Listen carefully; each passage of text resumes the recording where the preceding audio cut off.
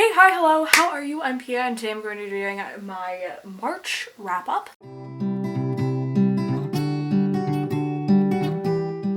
I filmed vlogs on most of these books, so I'm trying to like change up how I do vlogs and how I do wrap-ups, so bear with me. I'm also like stressed because my battery's gonna die. 6? I read 6 books, I think? I don't know. Okay, so the first book that I read was A Middle Game by Shauna McGuire. This was for my video that I was like reading books like Books and Lala, and I love this book so much. That vlog ended up spanning like a month, so this is the only one in this wrap-up, but anyway. This is like such a weird story. It's about like these twins that are created in a lab, and they keep coming together in this like weird force, and they can talk to each other in their minds, and if they come together like weird shit starts happening, and I don't really know how to explain it that well, but it was such a wild ride. I think it's just one that you definitely just need to read to understand like what's going on, or you might even not understand what's going on, honestly, but I think it's a really great book. I gave this 5 out of 5 stars. I think it was so surprising, so weird and interesting, and I just really enjoyed this one. Then I read The Perfect Escape by Suzanne Park. This is about two people who meet because they both work at a zombie escape room. They end up teaming up to do this like huge escape room where you like win a bunch of money, and so we have one of our characters who just wants to be rich basically, and our female character just wants to escape from her life. She has like a very overbearing father and lots of struggles there, so they want to team up. It also is a romance, so very cute. I ended up giving this 3 out of 5 stars. I think this was super fun. I listened to this so fast. I think I listened to it like in the time I would watch a movie, so like 2 hours, and it was really fun.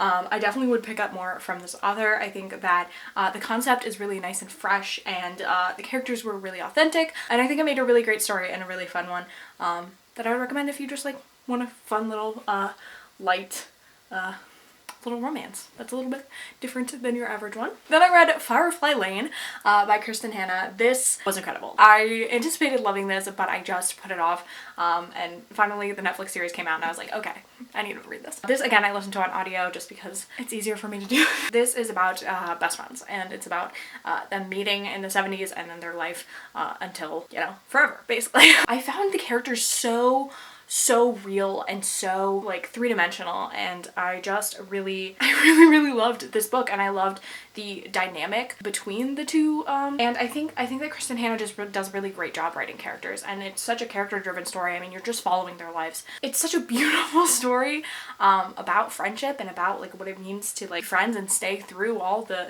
resentment and the jealousy and the hurt and all of that. So beautiful.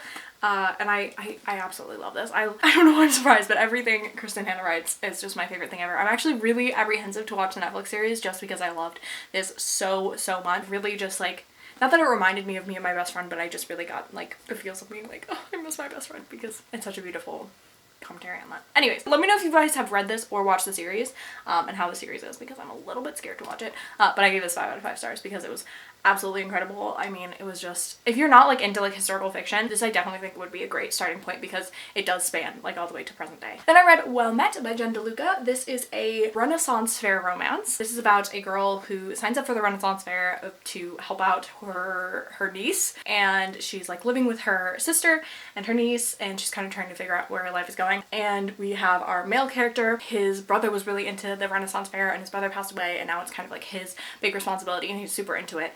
And so unlikely bond going on. They definitely bash heads. It's definitely like an enemies to lovers, which I find so fun, and I think I gave this 3.5 out of 5 stars. I think it was like just such a cute romance. I think the chemistry between the characters was really great, which is honestly there's like the best thing when you look for romance. Like, it's got to be a believable love story, so I think it was really sweet, and I'm really excited to read the companion that goes with this, and I just really enjoyed this book. I read The Friend Zone by Abby Jimenez, and this is a book about a woman who is about to have a surgery that will make her infertile, and she is kind of thinks she has her whole life together, and suddenly, you know, she meets this new guy, and he starts kind of like working for her, helping her out with her like dog business, which is like kind of iconic. He just kind of flips her world upside down and makes her like think about things that she didn't really think that she valued or thought that she needed in a relationship and in her life, and they kind of bring the best out of each other, and they like start out, you know, as not enemies. I wouldn't say this is an enemies to lovers. It's more like a friends, obviously the friend zone, friends to lovers, because she is in a relationship for most of it. This does not feature cheating, so thank the Lord for that one. But it is a really great romance. I think I really liked this one. This was, I gave it 4 out of 5 stars. I think that it tackled, you know, obviously some deeper issues about like family and infertility and what it means to kind of be in love and have a family. Kind of the characters had to kind of overcome that, and you know, whether or not their relationship and their bond was strong enough to kind of see past those sorts of things and those sort of difficulties and challenges. And I gave this 4 out of 5 stars. I think it was so good. I read Abby Jimenez's second book. It's a companion to this. Previously I read it last year, and I really loved that as well. So this seems like a standout author to me. I really love this book. And then the last book that I read during the month of March was Only Mostly Devastated by Sophie Gonzalez, excuse me. This is a male Grease retelling, modern day. This was cute. I gave this 3 out of 5 stars. I don't think it was perfect. I don't think it was spectacular, but I do really love Grease. I think that this was like a nice modern twist on it. I'm trying to like explain this, but if this wasn't like a Grease retelling, I probably wouldn't like it just because of how certain characters act and are just like downright mean, because that is just like the plot of Grease. But I thought it was really cute, and I really did like the romance. And we have our main character who has been out and proud, but he is moving to kind of this small town that is less accepting, and he's kind of just the token gay kid now at school.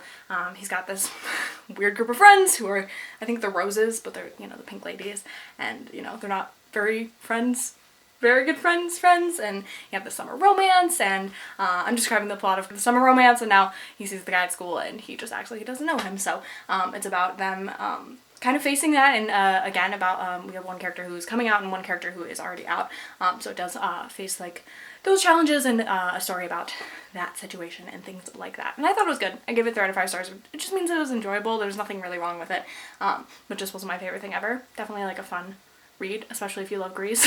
Alright, those are all of the books that I read in March. Not my best reading month, I'm gonna be honest, but I am hoping I will get back to business this month. Let me know if you've read any of these books and you want me to know your thoughts down below, or what you guys read in March. I would love to know. Yeah, with that being said, make sure to like, comment, subscribe, do all the things, and I'll see you in my next video. Bye!